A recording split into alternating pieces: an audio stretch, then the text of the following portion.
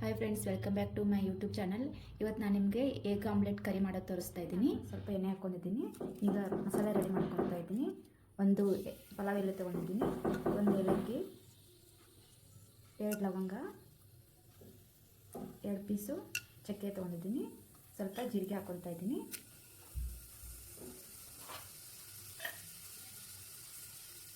ಎರಡು ಈರುಳ್ಳಿನ ಸಣ್ಣ ಕಟ್ ಮಾಡ್ಕೊಂಡಿದ್ದೀನಿ.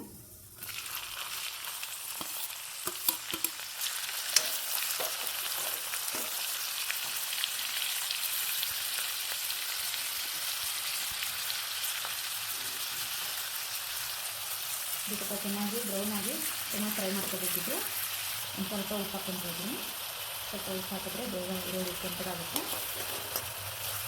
ಈರುಳ್ಳಿ ಫ್ರೈ ಆಗ್ತಾ ಇರುತ್ತೆ. ನಾವು ಮಸಾಲೆ ಮಾಡ್ಕೊಳ್ಳೋಣ. ಶುಂಠಿ ತೊಗೊಂಡಿದ್ದೀನಿ. ನಿಮಗೆ ಖಾರಕ್ಕೆ ಎಷ್ಟು ಬೇಕು ನೋಡಿ ಅಷ್ಟು ಮೆಣಸಿನ್ಕಾಯಿ ತೊಗೊಳ್ಳಿ. ನಾನು 2 ಮೆಣಸಿನ್ಕಾಯಿ ತೊಗೊಂಡಿದ್ದೀನಿ. ಸ್ವಲ್ಪ ಬೆಳ್ಳುಳ್ಳಿ, ಮೀಡಿಯಮ್ ಸೈಜ್ದು 3 ಟೊಮೆಟೊ ತೊಗೊಂಡಿದ್ದೀನಿ.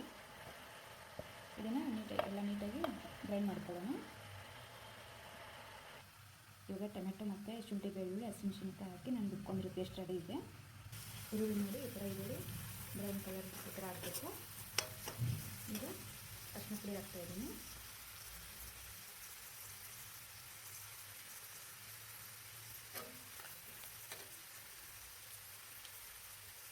ಚಿಲ್ಲಿ ಪೌಡರ್ 2 ಸ್ಪೂನ್ ಹಾಕ್ತಾಯಿದ್ದೀನಿ.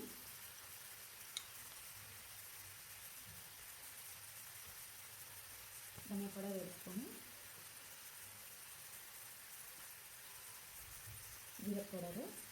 ಜೀರಿಗೆ ಪುಡಿ ಮಾಡ್ಕೊಂಡಿದ್ದೆ ಅದನ್ನು 2 ಸ್ಪೂನ್ ಹಾಕ್ತಾಯಿದ್ದೀನಿ. ಇದು ಸ್ವಲ್ಪ ಒಗ್ಗರಣೆಯಲ್ಲಿ ಎಣ್ಣೆಯಲ್ಲಿ ಈ ಥರ ಮಾಡಿ ಇದು ಕುತ್ಕೊಂಡಿರೋ ಟೊಮೆಟೊ ಮತ್ತು ಹಸಿಮೆಣಸಿನ್ಕಾಯಿ ಎಲ್ಲ ಹಾಕ್ಕೊತಾ ಇದ್ದೀನಿ.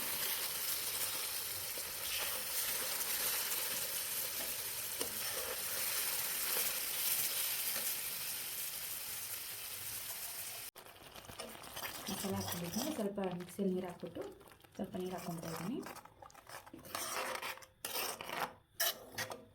ಇದು ಸ್ವಲ್ಪ ಒಂದು 5 ನಿಮಿಷ ಚೆನ್ನಾಗಿ ಕುದಿಬೇಕು.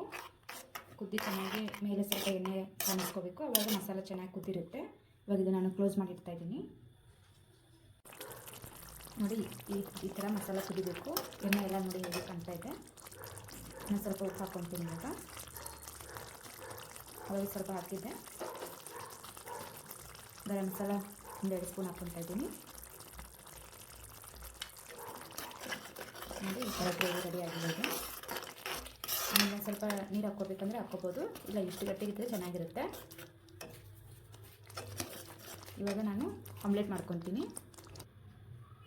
ಈಗ ಆಮ್ಲೆಟ್ ಮಾಡ್ಕೊತಾ ಇದ್ದೀನಿ. ನಾನು ಒಂದೊಂದು ಮೊಟ್ಟೆನ ಈ ಥರ ಹೊಡೆದು ಹಿಂಗೆ ಹಾಕ್ಕೋಬೇಕು. ಅದ್ರ ಮೇಲೆ ಸ್ವಲ್ಪ ಸಾಲ್ಟು, ಸ್ವಲ್ಪ ಮೆಣಸಿನ ಪುಡಿ, ಸ್ವಲ್ಪ ಈ ಥರನೇ ರೌಂಡಾಗಿ ಇರಬೇಕಿದ್ದು. ಒಂದು ಸ್ವಲ್ಪ ಜೀರಿಗೆ ಮತ್ತು ಧನಿಯಾ ಪುಡಿ ಹಾಕ್ಕೊಂಡಿದ್ದೀನಿ ಮೇಲೆ. ನೋಡಿ ಈ ಥರ ರೌಂಡಾಗಿ ಬರಬೇಕು ಅಂತ ನಾನು ಈ ಥರ ಕಡೆಯೆಲ್ಲ ಮಾಡ್ಕೊತಾ ಇದ್ದೀನಿ.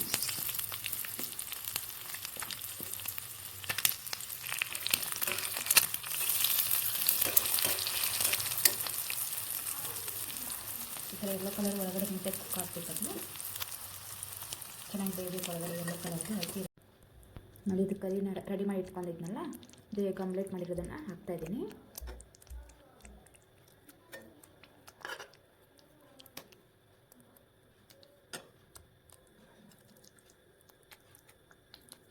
ನಿಮ್ಗೆ ಇನ್ನೂ ಕರಿ ಜಾಸ್ತಿ ಬೇಕಂದರೆ ನೀವು ಜಾಸ್ತಿ ಮಾಡ್ಕೋಬೋದು.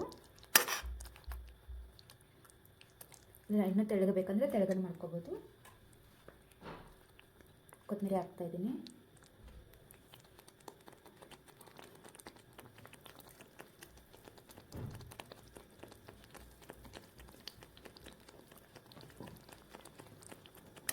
ನೋಡಿ ಎಗ್ ಆಮ್ಲೆಟ್ ಕರಿ ರೆಡಿ ಇದೆ.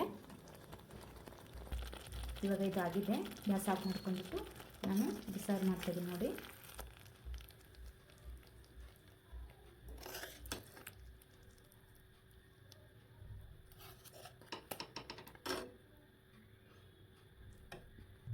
ನೋಡಿ ಎಗ್ ಕರಿ ಆಮ್ಲೆಟ್ ರೆಡಿಯಾಗಿದೆ.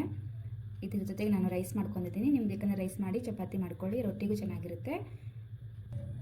ನೋಡಿ, ಈ ರೆಸಿಪಿ ನಿಮಗೆ ಇಷ್ಟ ಆಗಿದ್ದರೆ ಪ್ಲೀಸ್ ನನ್ನ ಯೂಟ್ಯೂಬ್ ಚಾನಲ್ನ ಸಬ್ಸ್ಕ್ರೈಬ್ ಮಾಡ್ಕೊಳ್ಳಿ, ಲೈಕ್ ಮಾಡಿ, ಶೇರ್ ಮಾಡಿ, ಕಮೆಂಟ್ ಮಾಡಿ.